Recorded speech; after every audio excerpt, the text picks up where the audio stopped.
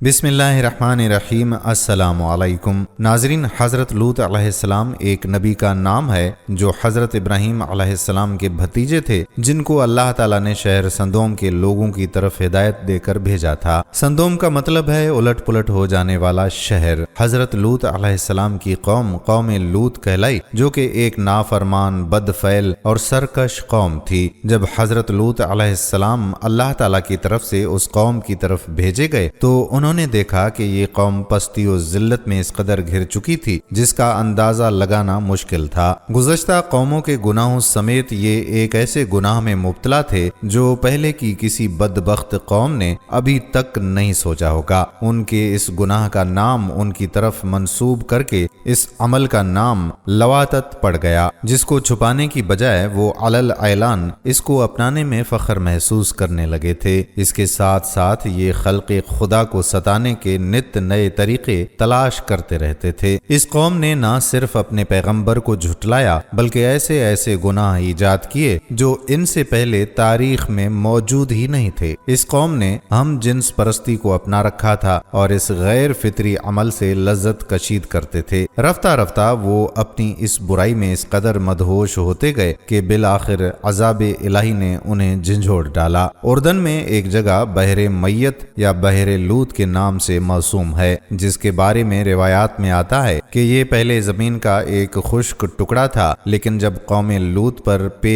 در پے عذاب آئے تو یہ خطہ زمین تقریباً 400 میٹر نیچے چلا گیا، جس پر بعد میں پانی چڑھ آیا، اس لیے اس کا نام بحر میت یا بحر لوط مشہور ہو گیا۔ قوم لوط کون تھی، اس کے گناہ اور فسق و فجور، اس پر کیا کیا عذاب الہی لایا اور اس کا کیا انجام ہوا، یہ ساری معلومات ہم آپ کو آج کی اس ویڈیو میں بتائیں گے۔ آپ سے گزارش ہے کہ مکمل معلومات کے لیے ویڈیو کو آخر تک ضرور دیکھیں۔ ویڈیو شروع کرنے سے پہلے آپ سے گزارش ہے کہ اگر ابھی تک آپ نے ہمارا چینل سبسکرائب نہیں کیا تو نور اسلامک کو سب سے پہلے تو سبسکرائب کر لیں اور ساتھ ہی لگے بیل کے بٹن کو بھی پریس کر لیں تاکہ ہماری آئندہ آنے والی مزید ویڈیوز کا نوٹیفیکیشن آپ کو بر وقت ملتا رہے۔ تو چلتے ہیں آج کے ویڈیو کی تفصیل کی جانب۔ ناظرین گرامی، بیت المقدس اور اردن کے درمیان ایک مقام سندوم کے نام سے موجود تھا، جس پر موجود قوم کی طرف اللہ تعالیٰ نے نبوت عطا فرما کر حضرت لوط علیہ السلام کو مبعوث فرمایا تھا۔ بحر مردار کے ساحل پر قوم لوط کے مسکن دو مقام سندوم اور عمورہ واقع تھے۔ یہ علاقہ 5 اچھے بڑے شہروں پر مشتمل تھا، جن کے نام سندوم، عمورہ، ادما، سبوبیم اور بالے یا سوغر تھے۔ ان کے مجموعہ کو قرآن کریم نے موتفقہ اور موتفقات کے الفاظ سے کئی جگہ بیان فرمایا ہے۔ سندوم ان شہروں کا دارالحکومت اور مرکز سمجھا جاتا تھا۔ ان آبادیوں کی ہلاکت کا زمانہ جدید تحقیق کے مطابق 2061 قبل مسیح ہے۔ یہ بھی کہا جاتا ہے کہ جب قریش مکہ شام کے سفر پر جاتے تھے تو اسی راستے سے گزرتے تھے۔ بیت المقدس اور نہر اردن کے درمیان آج بھی یہ قطع زمین بحر لوط یا بحر میت کے نام سے موسوم ہے۔ اس کی زمین سطح سمندر سے بہت زیادہ گہرائی میں ہے اور اس کے ایک خاص حصے پر ایک دریا کی صورت میں ایک عجیب قسم کا پانی موجود ہے، جس میں کوئی جاندار مچھلی، مینڈک وغیرہ زندہ نہیں رہ سکتا، اسی لیے اس کو بحر میت بولتے ہیں۔ یہی مقام سندوم کا بتلایا جاتا ہے۔ امریکی ماہرین ارضیات و آثار قدیمہ نے 10 سال کی تحقیق اور جستجو کے بعد یہ دعویٰ کیا ہے کہ وہ اردن میں قوم لوط کے تباہ ہونے والے شہر کو دریافت کرنے میں کامیاب ہو گئے ہیں۔ قوم لوط کے تباہ شہر سندوم کے کھنڈرات تل الحمام کے مقام پر پائے گئے ہیں۔ امریکی تحقیقاتی مشن کے سربراہ پروفیسر اسٹیون کولن کا کہنا ہے کہ ان کی تحقیقات کا نتیجہ سامنے آیا تو وہ خود بھی حیران رہ گئے، کیونکہ سندوم شہر میں زندگی دفعتاً ختم ہو گئی تھی۔ محققین کا کہنا ہے کہ سندوم شہر 2 حصوں میں منقسم دکھائی دیتا ہے، ایک بالائی اور دوسرا زیریں حصہ ہے۔ شہر کے گرد مٹی کی اینٹوں کی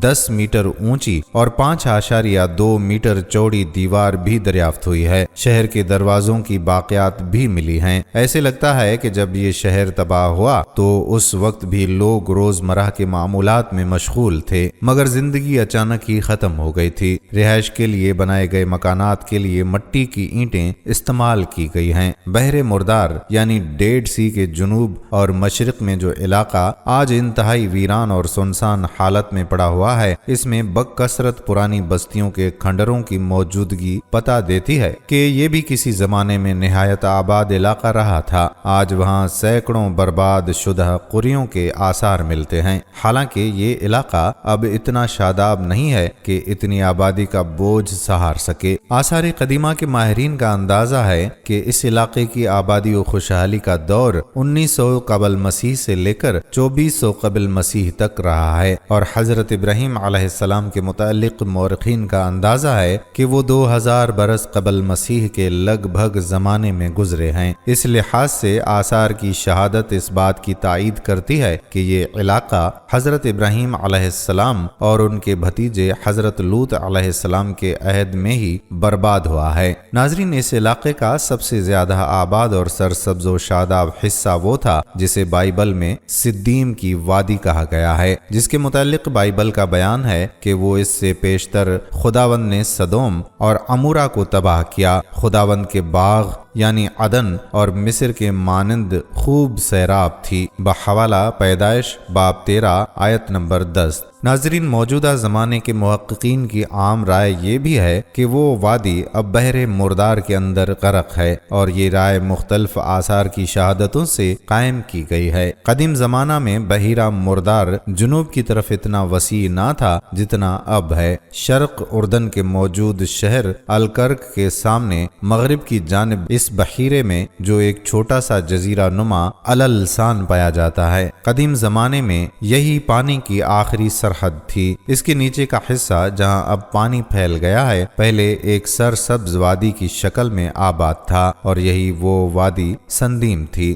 جس میں قوم لوط علیہ السلام کے بڑے بڑے شہر سندوم، عمورہ، ادما، زبوئیم اور زغر واقع تھے۔ 2000 برس قبل مسیح کے لگ بھگ زمانے میں ایک زبردست زلزلے کی وجہ سے یہ وادی پھٹ کر دب گئی اور بحیرہ مردار کا پانی اس کے اوپر چھا گیا۔ آج بھی یہ بحیرے کا سب سے زیادہ اتھلا حصہ ہے، مگر رومی عہد میں یہ اتنا اتھلا تھا کہ لوگ الالسان سے مغربی ساحل تک چل کر پانی میں سے گزر جاتے تھے۔ اس وقت تک جنوبی ساحل کے ساتھ ساتھ پانی میں ڈوبے ہوئے جنگلات صاف نظر آتے ہیں، بلکہ یہ شبہ بھی کیا جاتا ہے کہ پانی میں کچھ عمارات ڈوبی ہوئی ہیں۔ قوم لوط بکثرت جھوٹ بولنے اور فسق و فجور میں مبتلا تھی، اس کے ساتھ ساتھ ان میں اخلاقی برائیوں کی بھرمار تھی۔ وہ لوگوں کو ستانے کے نت نئے طریقے نکالتے اور اس میں بھی ایک دوسرے سے سبقت لے جانے کی کوشش کیا کرتے تھے۔ قوم لوط بد اخلاق، بد اتوار اور نہایت ہی فحش قوم تھی۔ وہ گزشتہ قوموں کی بدعمالیوں کا مجموعہ تھی۔ دوسری طرف کچھ ایسی برائیوں اور گناہوں کی بھی موجد تھی جن کے مرتکب پہلے والی نافرمان اور عذاب یافتہ قومیں بھی نہیں ہوئی تھیں۔ ناظرین، عبد الوہاب نجار کہتے ہیں کہ میں نے عبرانی ادب کی ایک کتاب میں ان کی بعض بدعمالیوں کا حال پڑھا ہے، جس کا خلاصہ یہ ہے کہ اہل سندوم کی یہ بھی عادت تھی کہ وہ باہر سے آنے والے تاجروں اور سوداگروں کے مال کو ایک نئے اور اچھوتے انداز سے لوٹ لیا کرتے تھے۔ چنانچہ ان کا یہ طریقہ تھا کہ جب کوئی سوداگر باہر سے آ کر سندوم میں مقیم ہوتا تو اس کے مال کو دیکھنے کے بہانے سے ہر شخص تھوڑی تھوڑی چیزیں اٹھاتا اور لے کر چل دیتا، اور تاجر بیچارہ حیران اور پریشان ہو کر رہ جاتا۔ اب اگر اس نے ضائع ہونے والے مال کا شکوہ کیا اور رونے دھونے لگا تو ان لٹیروں میں سے ایک آتا اور لوٹی ہوئی دو ایک چیزیں دکھلا کر کہنے لگتا کہ بھائی،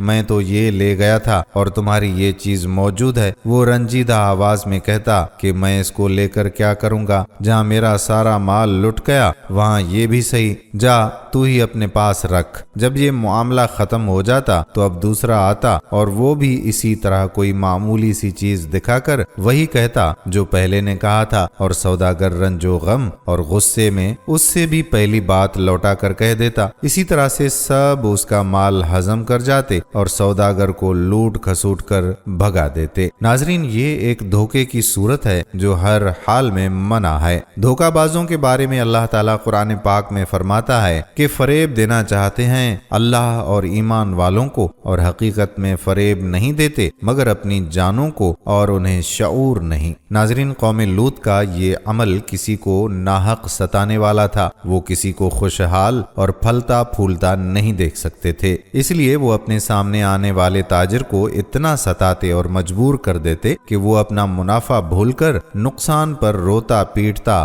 واپس چلا جاتا۔ مذہب تو ایک طرف، یہ طریقہ انسانی اور اخلاقی قوانین کے بھی منافی ہے کہ کسی شخص کو آزادانہ اس کی روزی روٹی نہ کمانے دی جائے اور سب طاقتور مل کر ایک کمزور یا بے بس انسان کو ایذا دینے میں لگ جائیں۔ قوم لوط کا کیا گیا یہ عمل اتنا معیوب اور برا ہے کہ اس کے بعد اللہ تعالیٰ نے مسلمانوں کو صاف صاف قرآن میں تنبیہ کر کے فرما دیا، اور جو ایمان والے مردوں اور عورتوں کو بے کیے ستاتے ہیں انہوں نے بہتان اور کھلا گناہ اپنے سر لے لیا۔ دوستو، گو کہ اس وقت تک قرآن پاک نازل نہیں ہوا تھا، لیکن قرآن کے فطری قانون وہی ہیں، یعنی اللہ تعالیٰ نے صاف صاف لوگوں پر بہتان لگانے اور انہیں ستانے سے منع فرما دیا، لیکن قوم لوط یہ شیطانی کارستانی بڑے فخر اور ڈھٹائی سے انجام دیتی تھی اور اس پر بالکل نہیں پچھتاتی تھی۔ سارا دن وہ لوگ اسی قسم کی شیطانی کاروائیوں میں مصروف رہتے، نہ عبادت کرتے، نہ ہی انہیں خوف خدا آتا، بلکہ اس کے برعکس ان کے دماغ ایسی ہی عجیب و غریب چالیں سوچتے رہتے جس سے دنیا میں فساد اور برائی پھیلنے کا امکان موجود رہتا۔ اسی عبرانی کتاب میں ایک اور عجیب قصہ بھی نقل کیا گیا ہے کہ حضرت ابراہیم اور سارہ علیہ السلام نے ایک مرتبہ حضرت لوط علیہ السلام کی عافیت اور خیریت معلوم کرنے کے لیے اپنے خانہ زاد الیعزر دمشقی کو سندوم بھیجا۔ جب وہ بستی کے قریب پہنچا تو اجنبی سمجھ کر ایک سندومی نے اس کے سر پر پتھر کھینچ مارا۔ الیعزر کے سر سے خون جاری ہو گیا۔ تب آگے بڑھ کر سندومی کہنے لگا کہ میرے پتھر کی وجہ سے یہ تیرا سر سرخ ہوا ہے، لہٰذا مجھے اس کا معاوضہ ادا کر،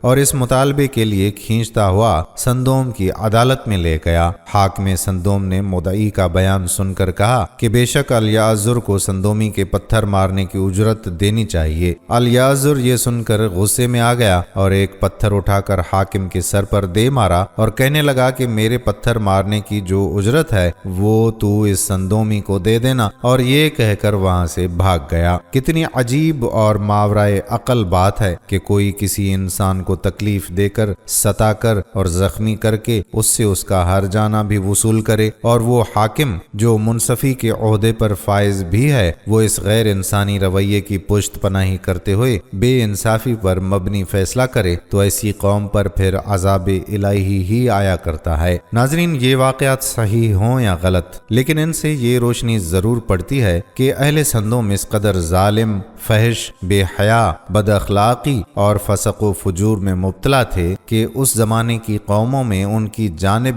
اس قسم کے واقعات عام طور پر منسوب کیے جاتے تھے۔ اس سے ثابت ہوتا ہے کہ قوم لوط نہایت مغرور، بے حس اور نافرمان تھی، اور ان کا سب سے بڑا گناہ یہ تھا کہ ان میں مرد عورتوں کی بجائے مرد سے ہی اپنی جسمانی حاجت پوری کرتے اور زیادتی کرتے۔ شہر سندوم کی بستیاں بہت آباد اور نہایت ہی سرسبز و شاداب تھیں، اور وہاں طرح طرح کے اناج اور قسم قسم کے پھل اور میوے بکثرت پیدا ہوتے تھے۔ شہر کی خوشحالی کی وجہ سے اکثر آس پاس سے لوگ مہمان بن کر ان آبادیوں میں آیا کرتے تھے، اور شہر کے لوگوں کو ان مہمانوں کی مہمان نوازی کا بار اٹھانا پڑتا تھا۔ اس لیے اس شہر کے لوگ مہمانوں کی آمد سے بہت ہی کبیدہ خاطر اور تنگ ہو چکے تھے، مگر مہمانوں کو روکنے اور بھگانے کی کوئی صورت نظر نہیں آ رہی تھی۔ اس ماحول میں ابلیس لعین ایک بوڑھے کی صورت میں نمودار ہوا اور ان لوگوں سے کہنے لگا کہ اگر تم لوگ مہمانوں کی آمد سے نجات چاہتے ہو تو اس کی یہ تدبیر ہے کہ جب بھی کوئی مہمان تمہاری بستی میں آئے تو تم لوگ زبردستی اس کے ساتھ بد فعلی کرو۔ چنانچہ سب سے پہلے ابلیس خود ایک خوبصورت لڑکے کی شکل میں مہمان بن کر اس بستی میں داخل ہوا اور ان لوگوں سے خود بد فعلی کرائی۔ اس طرح یہ فعل بد ان لوگوں نے شیطان शैतान से सीखा। फिर रफ्ता रफ्ता इस बुरे काम के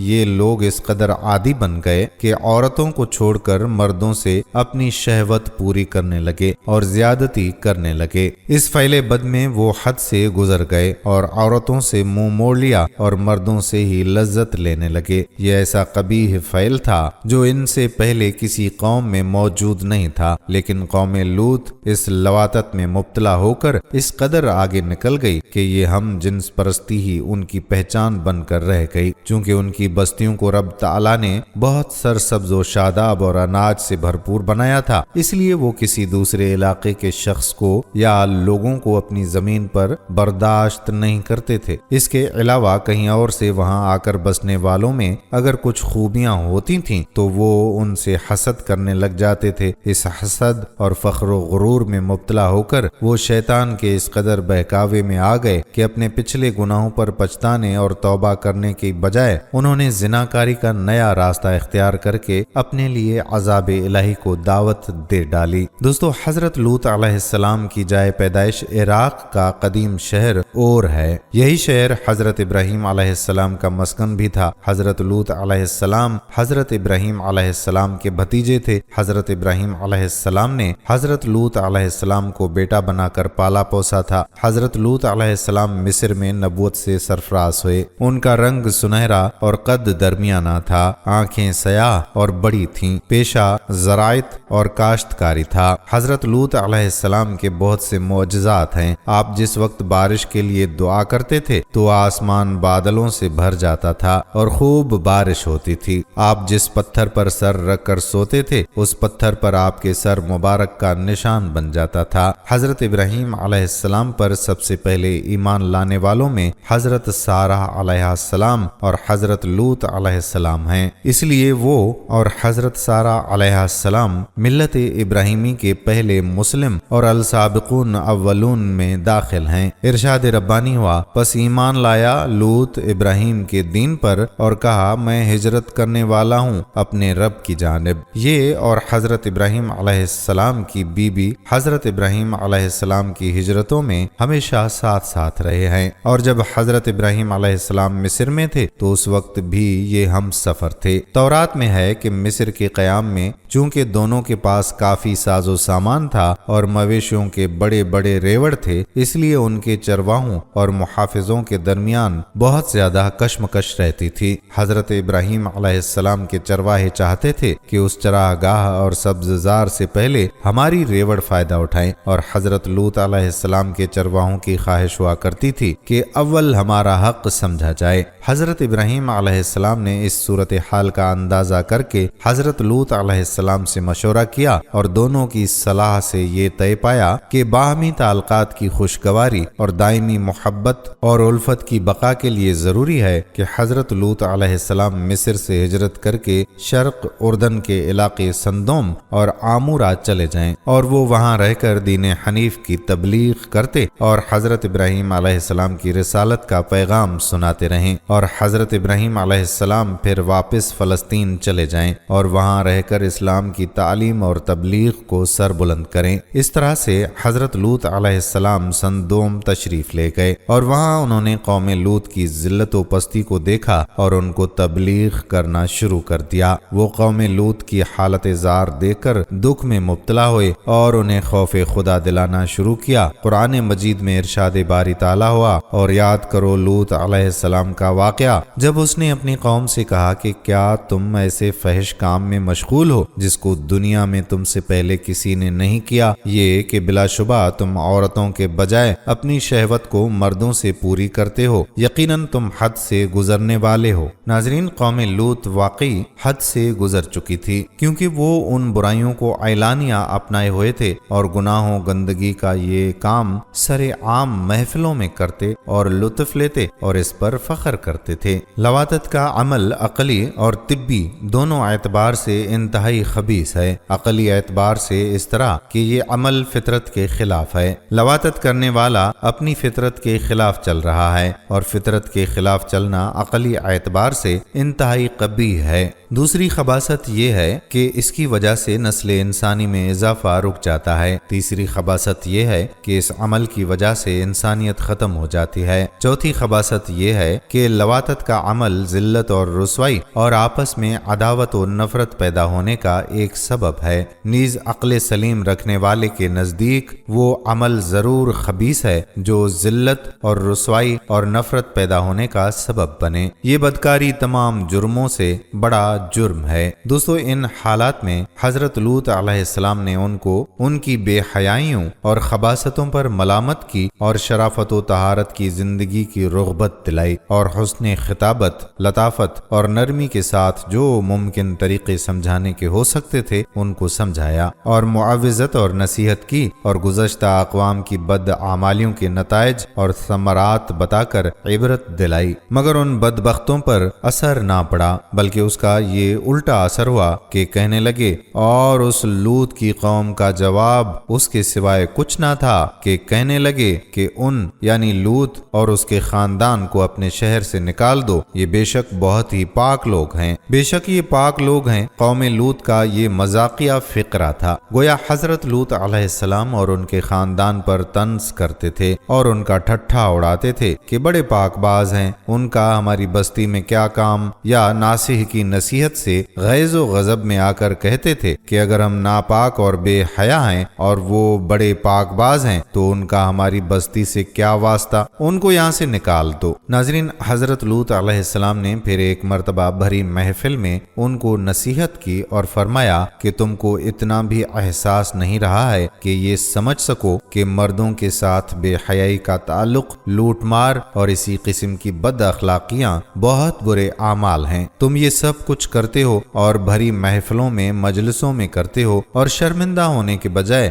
بعد میں ان کا ذکر اس طرح سے سناتے ہو کہ گویا یہ کارنمائیاں ہیں جو تم نے انجام دیے ہیں۔ قرآن کریم میں ارشاد ربانی ہے، کیا تم ہی وہ نہیں ہو کہ تم مردوں سے بدفعلی کرتے ہو، لوگوں کی راہ مارتے ہو اور اپنی مجلسوں میں اور اہل و عیال کے روبرو فواحش کرتے ہو۔ قوم نے اس نصیحت کو سنا تو غم و غصے سے تلملا اٹھی اور کہنے لگی کہ لوط، بس یہ نصیحتیں اور عبرتیں ختم کر، اور اگر ہمارے ان اعمال سے تیرا خدا ناراض ہے تو وہ عذاب لا کر دکھا جس کا ذکر کر کے بار بار ہم کو ڈراتا ہے، اور اگر تو واقعی اپنے قول میں سچا ہے تو ہمارا تیرا فیصلہ ہو جانا ہی اب ضروری ہے۔ قرآن پاک میں آیا، بس اس یعنی لوط علیہ السلام کی قوم کا جواب اس کے سوائے کچھ نہ تھا کہ وہ کہنے لگے تو ہمارے پاس اللہ کا عذاب لیا اگر تو سچا ہے۔ یہ ہر بگڑی ہوئی اور سرکش قوم کا المیہ رہا ہے کہ وہ نہ صرف انبیاء کو جھٹلاتی رہی ہے بلکہ سرکشی اور نافرمانی میں اس حد تک آگے نکل جاتی رہی ہے کہ عذاب الہی کے لیے اصرار بھی کرنے لگتی۔ ان لوگوں کو گمان ہوتا تھا کہ شاید وہ عذاب الہی جس سے انہیں ڈرایا جاتا ہے یا جس کی وعید سنائی جاتی ہے وہ محض ایک جھوٹی بات ہے یا ان کا وہم ہے۔ یہ اس لیے چیلنج کرتے اور نعوذ باللہ ایک طرح سے نبیوں کے ساتھ ساتھ اللہ کی طرف سے آنے والی سزا کا بھی مضحکہ اڑاتے تھے۔ دوستو، اللہ کے عذاب کو جب سر عام دعوت دی جائے تو جس طرح اس کی رحمت جوش میں آ جاتی ہے اسی طرح اللہ تعالیٰ کا جلال بھی شدید ہے۔ جس طرح سے قوم لوط اپنے لیے عذاب مانگتی رہی تھی تو یہ کیسے ممکن تھا کہ انہیں عبرت کا نشانہ نہ بنایا جاتا۔ اس لیے ایک طرف تو قوم لوط پیغمبر کا مذاق اڑا رہی تھی اور عذاب کا مطالبہ کر رہی تھی، دوسری جانب حضرت ابراہیم علیہ السلام کے ساتھ یہ واقعہ پیش آیا کہ حضرت ابراہیم علیہ السلام جنگل میں سیر کر رہے تھے۔ انہوں نے دیکھا کہ 3 اشخاص سامنے کھڑے ہیں۔ حضرت ابراہیم علیہ السلام نہایت متواضع اور مہمان نواز تھے اور ہمیشہ اس کا دسترخوان مہمان کے لیے وسیع تھا، اس لیے تینوں کو دیکھ کر وہ بے حد مسرور ہوئے اور ان کو اپنے گھر لے گئے اور بچڑا ذبح کر کے ٹکے بنوائے اور بھون کر مہمانوں کے سامنے پیش کیے، مگر انہوں نے کھانے سے انکار کیا۔ یہ دیکھ کر حضرت ابراہیم علیہ السلام نے سمجھا کہ یہ کوئی دشمن ہے جو حسب دستور کھانے سے انکار کر رہے ہیں، اور کچھ خائف ہوئے کہ آخر یہ کون ہے، مہمانوں نے جب حضرت ابراہیم علیہ السلام کا اضطراب دیکھا تو ان سے ہنس کر کہا کہ آپ گھبرائیں نہیں، ہم خدا کے فرشتے ہیں اور قوم لوط کی تباہی کے لیے بھیجے گئے ہیں، اس لیے سندوم جا رہے ہیں۔ حضرت ابراہیم علیہ السلام کو اطمینان ہو گیا کہ یہ دشمن نہیں ہیں بلکہ ملائکۃ اللہ ہیں، تو اب ان کی رقت قلب، جذبہ ہمدردی اور محبت و شفقت کی فراوانی غالب آئی، اور انہوں نے قوم لوط کی جانب سے جھگڑنا شروع کر دیا۔ فرمانے لگے کہ تم اس قوم کو کیسے برباد کرنے جا رہے ہو جس میں لوط جیسا خدا کا برگزیدہ نبی موجود ہے، اور وہ میرا برادر زادہ بھی ہے اور ملت حنیف کا پیروکار بھی۔ فرشتوں نے کہا ہم یہ سب کچھ جانتے ہیں، مگر خدا کا یہ فیصلہ ہے کہ قوم لوط اپنی سرکشی، بدفعلی، بے حیائی اور فواحش پر اصرار کی وجہ سے ضرور ہلاک کی جائے گی، اور لوط علیہ السلام اور اس کا خاندان اس عذاب سے محفوظ رہے گا۔ البتہ لوط کی بیوی قوم کی حمایت اور ان کی بد اعمالیوں اور بد عقیدگیوں میں شرکت کی وجہ سے قوم لوط ہی کے ساتھ عذاب پائے گی۔ ارشاد ربانی ہے، پھر جب ابراہیم سے خوف جاتا رہا اور اس کو ہماری بشارت یعنی ولادت اسحاق کی بشارت پہنچ گئی تو وہ ہم سے قوم لوط کے متعلق جھگڑنے لگا۔ بے شک ابراہیم بردبار،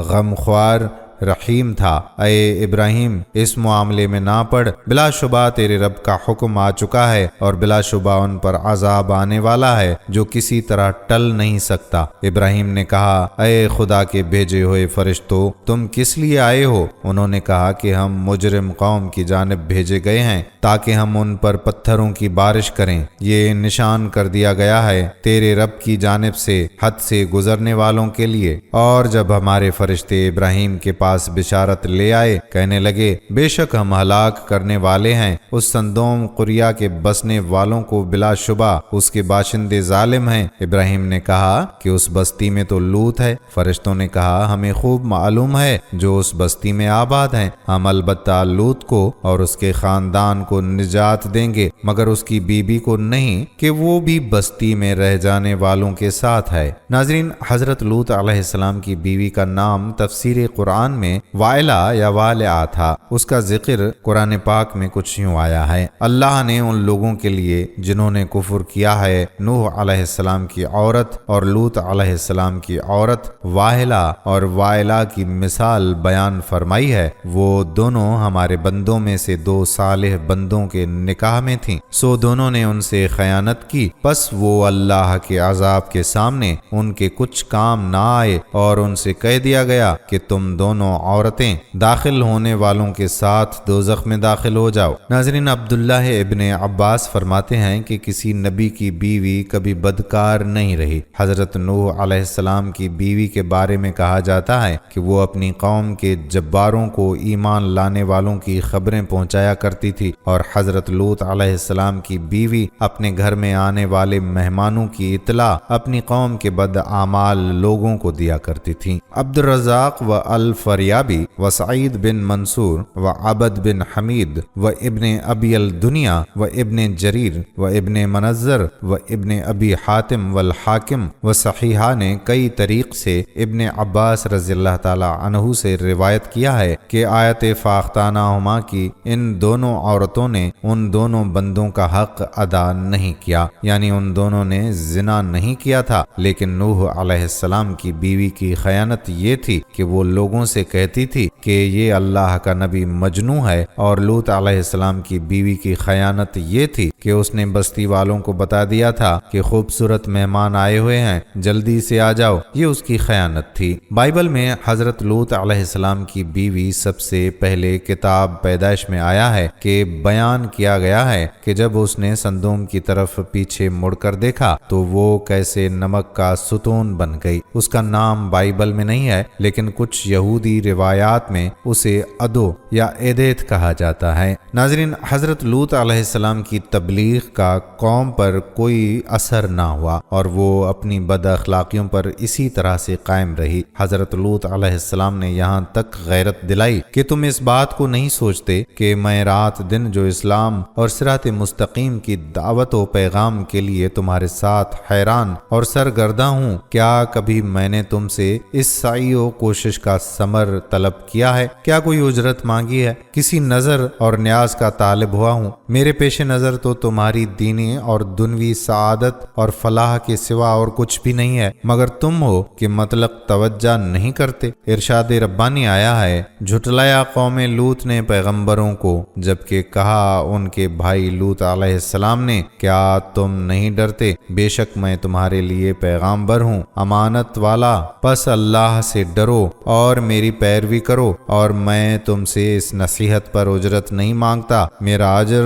اللہ رب العالمین کے سوا کسی کے پاس نہیں۔ مگر ان کے تاریک دلوں پر اس وعظ و نصیحت کا کبھی اثر نہ ہوا، اور وہ حضرت لوط علیہ السلام کو اخراج اور سنگساری کی دھمکیاں دیتے رہتے تھے۔ جب نوبت یہاں تک پہنچی اور ان کی سیاہ بختی نے کسی طرح اخلاقی زندگی پر آمادہ نہ ہونے دیا، تب ان کو بھی وہی پیش آیا جو خدا کے بنائے ہوئے قانون جزا کا یقینی اور حتمی فیصلہ ہے، یعنی بد کرداریوں پر اصرار کی سزا بربادی اور ہلاکت۔ غرض ملائکۃ اللہ حضرت ابراہیم علیہ السلام کے پاس سے روانہ ہو کر سندوم پہنچے اور لوط علیہ السلام کے یہاں مہمان ہوئے۔ یہ اپنی شکل و صورت میں حسین اور خوبصورت اور عمر میں نوجوان لڑکوں کی شکل و صورت میں تھے۔ حضرت لوط علیہ السلام نے ان مہمانوں کو دیکھا تو گھبرا گئے اور ڈرے کہ بدبخت قوم میرے ان مہمانوں کے ساتھ کیا معاملہ کرے گی، کیونکہ ابھی تک ان کو یہ نہیں بتایا گیا تھا کہ یہ خدا کے پاک فرشتے ہیں۔ ابھی حضرت لوط علیہ السلام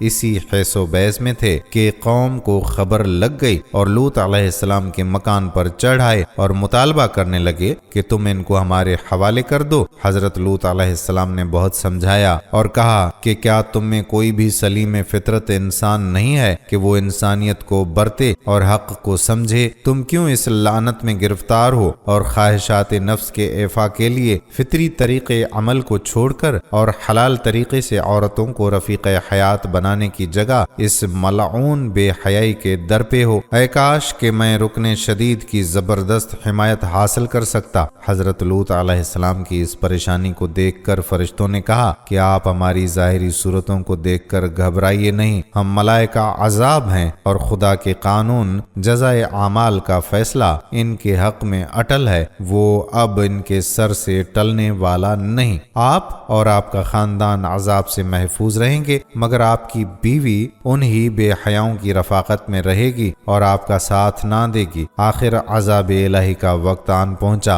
ابتدائے شب ہوئی تو ملائکہ کے اشارے پر حضرت لوط علیہ السلام اپنے خاندان سمیت دوسری جانب سے نکل کر سندوم سے رخصت ہو گئے، اور ان کی بیوی نے ان کی رفاقت سے انکار کر دیا اور راستے ہی سے لوٹ کر سندوم واپس آ گئی۔ آخر شب ہوئی تو اول ایک ہیبت ناک چیخ نے اہل سندوم کو تہہ بالا کر دیا اور پھر آبادی کا تختہ اوپر اٹھا کر الٹ دیا، اور اوپر سے پتھروں کی بارش نے ان کا نام و نشان تک مٹا دیا، اور وہی ہوا جو گزشتہ اقوام کی نافرمانی اور سرکشی کا انجام ہو چکا ہے۔ ارشاد باری تعالیٰ ہے، اور پھر جب ایسا ہوا کہ بھیجے ہوئے فرشتے خاندان لوط کے پاس پہنچے تو انہوں نے کہا کہ تم لوگ اجنبی معلوم ہوتے ہو۔ انہوں نے کہا کہ نہیں، یہ بات نہیں ہے، بلکہ ہم تمہارے پاس وہ بات لے کر آئے ہیں جس میں لوگ شک کیا کرتے تھے، یعنی ہلاکت کے ظہور کی خبر جس کا لوگوں کو یقین نہ تھا۔ ہمارا آنا ایک امر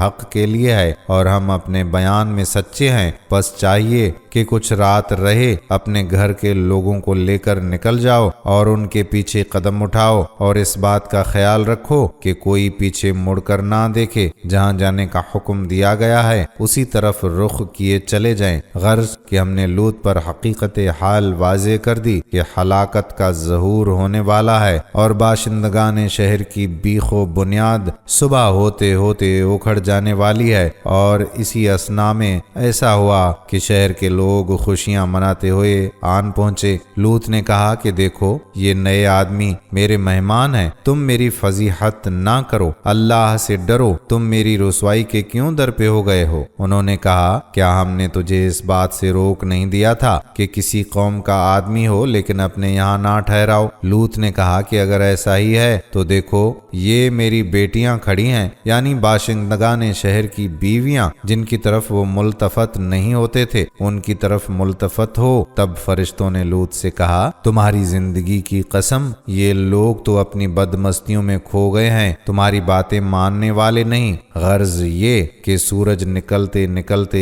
ایک ہولناک آواز نے انہیں آ لیا، پس ہم نے وہ بستی زیر و زبر کر ڈالی اور پکی ہوئی مٹی کے پتھروں کی ان پر بارش کی۔ بلا شبہ اس واقعے میں ان لوگوں کے لیے بڑی ہی نشانیاں ہیں جو پہچان رکھنے والے ہیں۔ اور پھر جب ایسا ہوا کہ ہمارے فرستادے لوط کے پاس پہنچے تو وہ ان کے آنے سے خوش نہ ہوا اور ان کی موجودگی نے اسے پریشان کر دیا۔ وہ بولا آج کا دن تو بڑی مصیبت کا دن ہے، اور اس کی قوم کے لوگ اجنبیوں کے آنے کی خبر سن کر دوڑتے ہوئے آئے۔ وہ پہلے سے برے کاموں کے عادی ہو رہے تھے۔ لوط نے ان سے کہا کہ لوگو، یہ میری بیٹیاں ہیں، یعنی بستی کی عورتیں جنہیں وہ اپنی بیٹیوں کی جگہ سمجھتا تھا اور جنہیں لوگوں نے چھوڑ رکھا تھا، یہ تمہارے لیے جائز اور پاک ہیں، پس اللہ سے ڈرو، میرے مہمانوں کے معاملے میں مجھے رسوا نہ کرو۔ کیا تم میں کوئی بھی بھلا آدمی نہیں؟ ان لوگوں نے کہا تجھے معلوم ہو چکا ہے کہ تیری ان بیٹیوں سے ہمیں کوئی سروکار نہیں، اور تو اچھی طرح جانتا ہے کہ ہم کیا کرنا چاہتے ہیں۔ لوط نے کہا کاش تمہارے مقابلے میں مجھے طاقت ہوتی یا کوئی اور سہارا ہوتا جس کا آسرا پکڑ سکتا۔ تب مہمانوں نے کہا اے لوط، ہم تیرے پروردگار کے بھیجے ہوئے آئے ہیں، گھبرانے کی کوئی بات نہیں، یہ لوگ کبھی تجھ پر قابو نہ پا سکیں گے۔ تو یوں کر کہ جب رات کا ایک حصہ گزر جائے تو اپنے گھر کے آدمیوں کو ساتھ لے کر نکل چل، اور تم میں سے کوئی ادھر ادھر نہ دیکھے، یعنی کسی بات کی فکر نہ کرے، مگر ہاں تیری بیوی ساتھ دینے والی نہیں، وہ پیچھے رہ جائے گی، اور جو کچھ ان لوگوں پر گزرنا ہے وہ اس پر بھی گزرے گا۔ ان لوگوں کے لیے عذاب کا مقررہ وقت صبح کا ہے، اور صبح کے آنے میں کچھ دیر نہیں۔ پھر جب ہماری ٹھہرائی ہوئی بات کا وقت آن پہنچا تو اے پیغمبر، ہم نے اس بستی کی تمام بلندیاں پستی میں بدل دیں، یعنی بستی کو الٹ دیا اور زمین کے برابر کر دیا، اور اس پر آگ میں پکے ہوئے پتھر لگاتار برسائے کہ تیرے پروردگار کے حضور اس غرض سے نشانی کیے ہوئے تھے، یہ بستی ان ظالموں سے یعنی اشرار مکہ سے کچھ دور نہیں ہے، یہ اپنی سیر و سیاحت میں وہاں سے گزرتے رہتے ہیں، اور اگر چاہیں تو اس سے عبرت پکڑ سکتے ہیں۔ پھر ارشاد ربانی ہوا، پھر بچا دیا ہم نے اس کو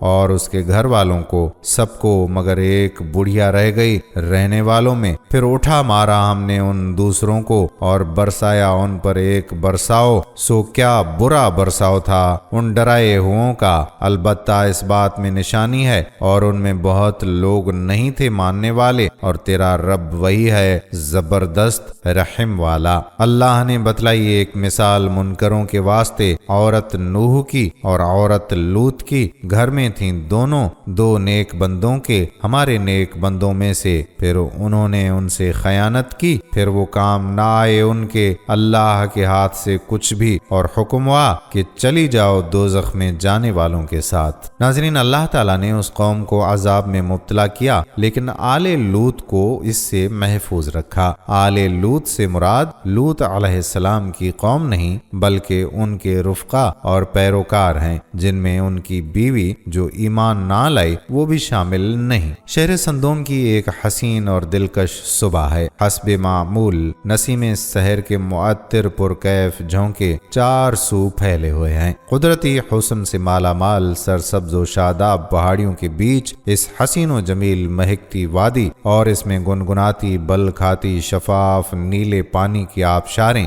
گہری جھیلیں، اناج کے خوشوں کی سبز چادر سے ڈھکے میدان، انواع و اقسام کے پھلوں سے لدے باغات، گھنے جنگلات کے درختوں کے پتوں کی سرسراہٹ، شاخوں پر چہکتے پھرتے اپنے رب کی تسبیح پڑھتے رنگ برنگ پرندے، اور آسمان پر تیرتے سفید اور بھورے بادلوں کی اوٹ سے جھانکتی سنہری روپلی کرنیں، ان مکینوں کی منتظر ہیں کہ جو اس سعادت عظمہ سے محروم اپنے آشیانہ استراحت میں گہری نیند خواب خرگوش کے مزے لے رہی ہیں۔ خلاف توقع آج جنگلی مرغ زرین کی خوش کن بانگ میں خوف اور اداسی کی جھلک ہوتی ہے۔ ابھی مشرق سے ابھرتے سورج کی چمکدار کرنیں شہر کو مکمل طور پر اپنی لپیٹ میں لے بھی نہ پائی تھی کہ اچانک خوبصورت ماحول میں وحشت ناک خاموشی چھا گئی۔ پرندوں نے چہچہانا بند کر دیا، درختوں کی سرسراہٹ، آبشاروں جھرنوں کی گنگناتی آوازیں رک گئیں، باد صبا روٹ کر واپس چلی گئی۔ ہیبت ناک خاموشی میں کتوں کے رونے کی آوازیں اور پرندوں کا خاموش ہو جانا کسی آنے والی آفت کا پیش خیمہ لگ رہا ہے۔ وادی پر گھٹا ٹوپ اندھیرے میں موت کا سا سناٹا چھا گیا۔ شہر کے باسی ابھی پورے طور پر بیدار بھی نہ ہونے پائے تھے کہ اچانک ایک خوفناک جھٹکے نے لمحوں میں سب کچھ ختم کر ڈالا۔ اللہ کے حکم سے روح الامین حضرت جبرائیل علیہ السلام نے اپنے ایک پر کی نوک سے پورے شہر کو اٹھا کر آسمان پر پہنچایا اور پھر الٹ کر واپس زمین پر پٹخ دیا۔ اس طرح دنیا کی حسین و جمیل وادی زمین میں 420 میٹر اندر دھس کر پانی کی تہ میں غرق ہو گئی۔ یہ 5 خوبصورت شہروں کی ایک بستی تھی جس کا کوئی ایک فرد بھی زندہ نہ بچا، لیکن اللہ نے اس عظیم شہر کے کھنڈرات کو مستقبل کے لیے عبرت کا سامان بنا کر محفوظ کر لیا، جیسا کہ قرآن کریم میں ارشاد ربانی ہے، اور ہم نے سمجھنے والوں کے لیے اس بستی میں ایک کھلی نشانی چھوڑ دی۔ آل لوط کا ذکر قرآن میں 4 مرتبہ آیا ہے۔ سورہ حجر آیت نمبر 59، سورہ حجر آیت نمبر 61، سورہ نمل آیت نمبر 56، سورہ قمر آیت نمبر 34۔ آل لوط سے مقصود ترمیم۔ آل لوط سے مراد لوط علیہ السلام اور وہ سب ہیں جنہوں نے آپ کے دین کو قبول کیا، جیسے بنی آدم سے مراد آدم علیہ السلام اور ان کی نسل تمام ہے۔ آل بیوی بچوں سب کو کہا جاتا ہے، متبعین بھی آل میں داخل ہیں، کیونکہ لوط علیہ السلام کی مومن اولاد اور سب متبعین کو نجات ملی، لیکن آل لوط سے مراد حضرت لوط علیہ السلام کے اہل میں سے جو مومن تھے، جس میں خود حضرت لوط علیہ السلام اور ان پر ایمان لانے والے لوگ ہیں، جن میں حضرت لوط علیہ السلام کی بیوی شامل نہیں ہے کیونکہ وہ مومنہ نہیں تھی۔ البتہ لوط علیہ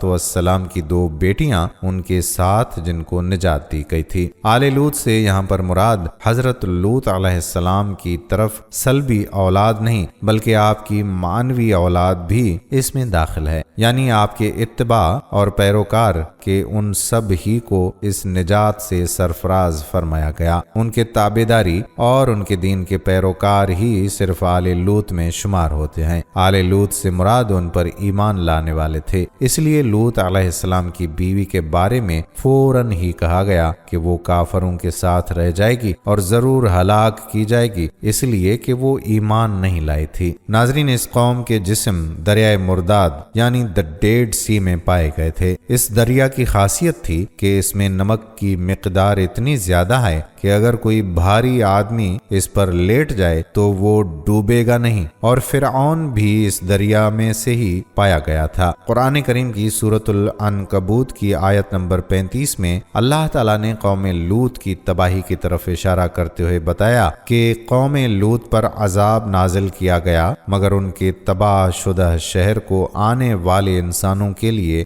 عبرت کے طور پر باقی رکھا۔ اللہ تعالیٰ فرماتا ہے، اور ہم نے اہل خرد کے لیے کچھ واضح نشانیاں باقی چھوڑ دیں۔ ناظرین، تورات میں بھی قوم لوط کی تباہی کا تذکرہ موجود ہے۔ تورات میں سفر تکوین میں مذکور ہے کہ اللہ تعالیٰ نے قوم لوط کو آگ سے عذاب دیا۔ امریکی محقق کولیز اور اس کے ساتھیوں کا کہنا ہے کہ حقیقی معنوں میں قوم لوط کے شہر کی دریافت ایک گم شدہ خزانے کی دریافت ہے۔ انہوں نے بتایا کہ تحقیق سے ہم نے یہ نتیجہ اخذ کیا ہے کہ قوم لوط کے شہر میں زندگی دفعتاً ختم ہو گئی تھی۔ ان کا مزید کہنا ہے کہ تحقیقات سے اندازہ ہوتا ہے کہ یہ شہر 3500 سال قبل برونزی دور میں تباہ ہوا، تاہم برونزی سلطنت کے علاقوں کے موجودہ نقشوں میں اس شہر کا کوئی وجود نہیں ہے۔ تورات کی روایات کے مطابق قوم لوط پر آسمان سے آگ برسائی گئی، مگر قرآن کریم کی بیان کردہ روایات حالیہ تحقیق کے مطابق ہیں، کیونکہ اگر آگ کا عذاب نازل کیا گیا ہوتا تو اس شہر پر آج آگ کے آثار پائے جاتے۔ سورہ عنकबूत में है कि एक पत्थर कौम लूत पर गिरा, उसके अलावा बारिश के कतरों की तरह उस पर पत्थर बरसाए गए जिन्होंने बस्ती के ऊपर को नीचे कर दिया। फिर उसके 35 सदियों तक मट्टी की दबेज तह बिछा दी गई। कौम लूत के वाक़े से कुछ सवालात जन्म लेते हैं, जैसा कि आयात में हज़रत लूत अलैहिस्सलाम के ये मक़ूले मज़कूर हैं कि हज़रत लूत अलैहिस्सलाम ने कौम की मज़ाहमत और मेहमानों से मुतल्लिक़ मुतालबे से तंग आकर ये फरमाया कि तुम इन मेहमानों से तारुज़ ना करो। अगर नफ्स की फितरी ख्वाहिश पूरी करना चाहते हो तो ये मेरी बेटियां मौजूद हैं, ये तुम्हारे लिए पाक हैं। इसका क्या मतलब है? एक बाअस्मत और बाइज्जत इंसान और फिर वो भी नबी मासूम किस तरह ये गवारा कर सकता है कि वो अपनी बाअस्मत लड़कियों को ऐसे बेहया और खबीस इंसानों के सामने पेश करे? इस सवाल के हल में उलमाए मुहक्किकीन ने मुख्तलिफ जवाबात दिए हैं। नंबर 1, हज़रत लूत अलैहिस्सलाम नबी हैं और हर एक नबी अपनी कौम का रूहानी बाप होता है। कौम मुसलमान होकर उसकी इताअत गुजार साबित हो या इनकार करके मुतमर्द मुनहरिफ, दोनों सूरतों में वो उसकी उम्मत में दाखिल है। अगरचे पहली उम्मत उम्मत इजाबत है और दूसरी उम्मत उम्मत दावत, और इसलिए तमाम उम्मत उसकी औलाद ही होती है और नबी और रसूल उसका रूहानी बाप। लिहाजा हज़रत लूत अलैहिस्सलाम का मतलब ये था कि बदबख्तो, तुम्हारे घरों में ये सब मेरी बेटियां तुम्हारी रफीक़े हयात हैं और तुम्हारे लिए हलाल, फिर तुम उनको छोड़कर इस मलऊन और खबीस काम पर इसरार करते हो। ऐसा ना करो। ये मकसद ना था कि वो अपनी सल्बी लड़कियां उनको पेश फरमा रहे थे। नंबर 2, तौरात और दीगर रिवायात से ये मालूम हो चुका है कि फरिश्ते जो हज़रत इब्राहीम अलैहिस्सलाम को हज़रत इसहाक अलैहिस्सलाम की बिशारत देकर कौम लूत को हलाक करने आए थे, 3 थे। इसलिए ये नामुमकिन था कि 3 अफराद के लिए पूरी बस्ती ख्वाहिशमंद हो जिनकी तादाद हजारों तक पहुंचती है। बल्कि असल बात ये थी कि उस कौम में 2 सरदार थे और उन्होंने ही लूत अलैहिस्सलाम के मेहमानों का मुतालबा किया था। बाकी कौम अपनी इस आम बदकारी की वजह से उनकी हिमायत में जमा हो गई थी और चूंकि हजरत लूत अलैहिस्सलाम की 2 बेटियां कंवारी मौजूद थीं, इसलिए उन्होंने उन दोनों सरदारों को समझाया कि तुम अपने इस खबीस और शनी मुतालबे से बाज आ जाओ और मैं इसके लिए तैयार हूँ कि अपनी 2 लड़कियों का निकाह तुमसे कर दूं। मगर उन्होंने साफ साफ इनकार कर दिया और कहा कि लूत, तुझे मालूम है कि हम औरतों की जानिब रुग़बत नहीं रखते। हजरत लूत अलैहिस्सलाम ने बेशक अपनी बेटियों ही के मुतल्लिक ये जुमला फरमाया था, मगर इसकी हैसियत उस बुजुर्ग के मक़ूले की तरह है जो किसी को नाहक पिटता हुआ देखकर जालिम मारने वाले से ये कहे कि इसको ना मार, इसके एवज मुझको मार ले। हालांकि वो खूब जानता है कि वो कभी ऐसी जुर्रत नहीं कर सकेगा क्योंकि वो उसका छोटा है या मातहत है। बस जिस तरह उस शख्स का मकसद मारने वाले को आर और शर्म दिलाना होता है, इसी तरह से हजरत लूत अलैहिस्सलाम ने उनको शर्म और आर दिलाने और इस कबीह फ़ैल पर जलील और नादिम करने के लिए ये जुमला फरमाया और उनको ये यकीन था कि ना ये बदबख्त इस तरफ रागिब होंगे और ना वो अमलन ऐसा करेंगे। इमाम ज़ारी इस्फहानी और अबू सऊद इसी तवज्जिया को पसंद फरमाते हैं और अब्दुल वहाब नजार मिस्री की भी यही राय है। मगर हमारे नज़दीक पहली तवज्जिया ज़्यादा सही और काबिल कबूल है और अल्लामा अब्दुल वहाब का इसके मुतल्लिक ये कहना सही नहीं कि ये कौल इसलिए कमज़ोर है कि ये किस तरह हो सकता है कि हज़रत लूत अलैहिस्सलाम उन काफर औरतों के बाप तस्लीम किए जाएं, इसलिए कि हम शुरू जवाब ही में तसरीह कर चुके हैं कि नबी मासूम अपनी इस तमाम उम्मत का रूहानी बाप होता है जिसकी जानिब उसको मबऊस किया गया है। ये जुदा बात है कि उम्मत इजाबत उसकी अता करदा सादत व फलाह से मुस्तफीद होती है और उम्मत दावत उससे महरूम रहती है। नीज आज भी ये दस्तूर है कि काफर व मुस्लिम के इम्तियाज के बगैर बड़े बूढ़े बस्ती की लड़कियों को अपनी बेटियां कहा करते हैं। दूसरा सवाल इस चीज से निकलता है कि हजरत लूत अलैहिस्सलाम ने जब ये देखा कि कौम उनके मेहमानों के साथ बद अखलाकी पर तुली हुई है और किसी तरह उन पर आर दिलाने का असर होता है और ہونا حیا اور مروت اور اخلاق و انسانیت کے نام پر اپیل کا کوئی اثر ہوتا ہے، تب پریشان خاطر ہو کر فرمایا، کاش میرے لیے تم سے مقابلے کی طاقت ہوتی یا پناہ ملتی کسی زبردست قوت پناہ کے ساتھ۔ اس رکن شدید سے کیا مراد ہے؟ کیا حضرت لوط علیہ السلام خدا کی قدرت پر بھروسہ نہیں رکھتے تھے جو کسی رکن شدید کی پناہ کے طالب تھے؟ نعوذ باللہ۔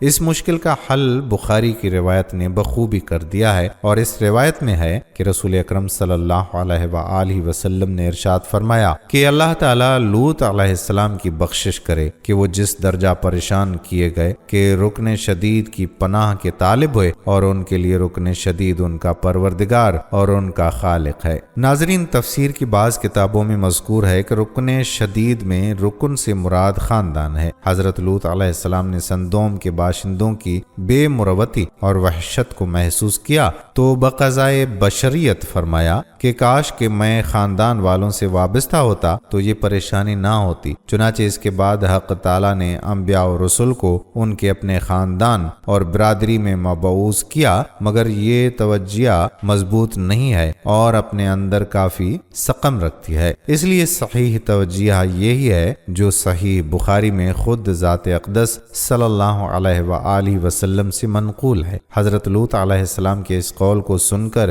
فرشتوں نے کہا، اے لوط، ہم تیرے پروردگار کے بھیجے ہوئے ہیں، مجبور انسان نہیں ہیں، یہ تجھ کو ہرگز گزند نہیں پہنچا سکتے۔ مطلب یہ ہے کہ حضرت لوط علیہ السلام خدا کو بھول کر کسی اور قوت کی پناہ کے طالب نہ تھے، مگر وہ اس درجہ قابل رحم حالت میں تھے کہ اس وقت ان کی یہ تمنا ہوئی کہ کاش کہ اللہ تعالیٰ مجھے ایسی قوت عطا کرتا کہ میں اسی وقت ان سب بدبختوں کو ان کی خباثت کا مزہ چکھا سکتا، اور رکن شدید یعنی ان کے پروردگار نے آخر ان کی مدد کی اور ان فرشتوں نے اپنا راز ظاہر کر دیا اور ان کو تسلی اور اطمینان بخشا کہ آپ پریشان نہ ہوں، تھوڑا ہی وقت گزرتا ہے کہ یہ اپنی بد کرداری کے عبرت ناک انجام کو پہنچ جائیں گے۔ ناظرین، اللہ تعالیٰ نے انسان کو اس کائنات میں ایک اعلیٰ و رافع مقام بخشا ہے۔ اگر انسان اپنی اس حیثیت اور اپنے مقام و مرتبے کو بھلا کر ذلت و پستی کی گہرائیوں میں گرنا پسند کرے تو سمجھ لیجئے کہ اس نے اپنے لیے ایک ایسی راہ کا انتخاب کیا ہے جو اسے انتہائی اندھیروں میں لے ڈوبے گی۔ ہم جنس پرستی زنا سے زیادہ بدتر جرم ہے اور یہ فطر سلیم کے بھی خلاف ہے۔ سابقہ امتوں میں سے ایک امت قوم لوط پر اسی قبیح عمل کو اختیار کرنے کی وجہ سے عذاب ملا۔ ان کی بستی کو اوپر اٹھا کر زمین پر الٹ دیا گیا اور پھر پتھروں کی بارش برسائی گئی جس سے پوری قوم ہلاک ہو گئی۔ اللہ رب العالمین کے اس شدید عذاب سے بعد والی قوموں کے لیے ایک عبرت کا سبق ملتا ہے، جس سے پتہ چلتا ہے کہ اس جرم کی شدت زنا سے بھی زیادہ ہے۔ اللہ تعالیٰ نے نسل انسانی کی بقا کے لیے جہاں دیگر انواع و اقسام کی غذائیں اور چیزیں فراہم کی ہیں، وہیں اس کی جنسی تسکین کے لیے بھی ایک جائز اور فطری راہ کا انتخاب کیا ہے۔ یوں انسان کی نسل بھی آگے بڑھے گی۔ اگر یہ انتظام نہ ہو تو ہر طرف انارکی، بے راہ روی اور معاشرے کا پورا نظام تباہ ہو کر رہ جائے، کیونکہ جو راستہ اللہ رب العزت نے مرد اور عورت کے لیے فطرت میں رکھا ہے، صرف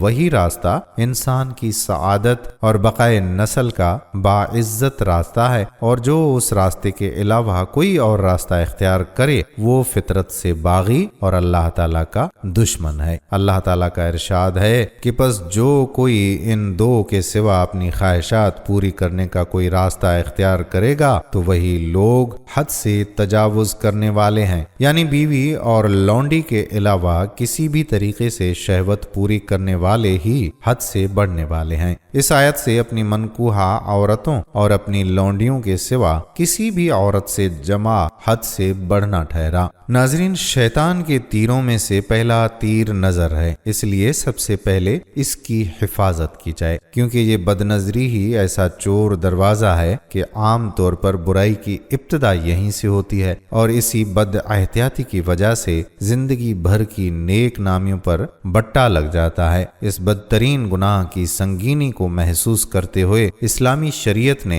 अवलन बदनजरी के हर दरवाजे को बंद करने पर निहायत जोर दिया है। कुरान करीम में फरमाया गया, मोमिन मर्दों से कह दे अपनी कुछ निगाहें नीची रखें और अपनी शर्मगाहों की हिफाजत करें, ये उनके लिए ज्यादा पाकीज़ा है। बेशक अल्लाह इससे पूरी तरह बाखबर है जो वो करते हैं। नाजरीन, ये थी हमारी आज की वीडियो। हम उम्मीद करते हैं कि आपको हमारी आज की वीडियो पसंद आई होगी। अगर वीडियो पसंद आई है तो इस वीडियो को लाइक करें और अपने प्यारे दोस्तों के साथ शेयर कर दें। कमेंट्स में आप हमें बताएं कि आप और किन किन मौज़ूआत पर हमारी वीडियोस देखना चाहते हैं। इसके साथ साथ आप कमेंट्स में हमसे सवालात भी पूछ सकते हैं, लेकिन ये सब करने से पहले हमारे चैनल को सब्सक्राइब जरूर कर लें और बेल के बटन को भी प्रेस कर दें ताकि हमारी आने वाली मजीद मालूमाती वीडियोस का नोटिफिकेशन आपको बर वक्त मिल सके और आप इल्म के इस खजाने से मुस्तफीद हो सकें। अब मुलाकात होती है आने वाली वीडियो में। तब तक के लिए खुदा आपका हामी व नासिर हो। फी अमानुल्लाह।